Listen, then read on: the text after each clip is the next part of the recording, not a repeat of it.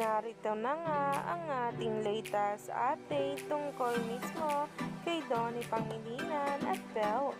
Sabi nga ng ilan, handa nga raw i-give up ni Belle ang lahat para kay Donnie.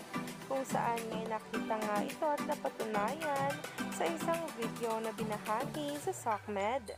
Kaya naman, sabay-sabay nating tingnan at alamin ang nasabing post na ngayon ay nagtitrending na nga at pinag-uusapan ng marami.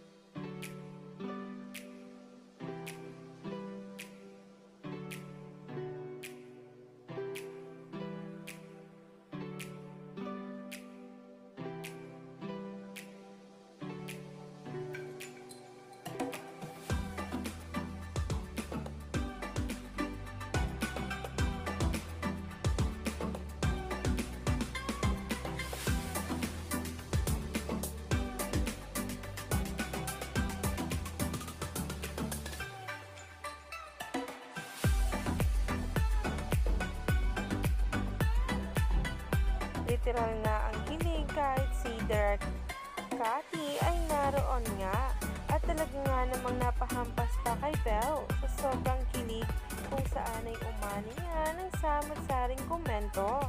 Iba talaga ang Don Belle kung saan ay talaga nga namang hinahangaan na ng marami. Dahil sabi pa nga kung mahal mo ay talagang ibibigay mo at talagang umani pa ng samot-saring komento.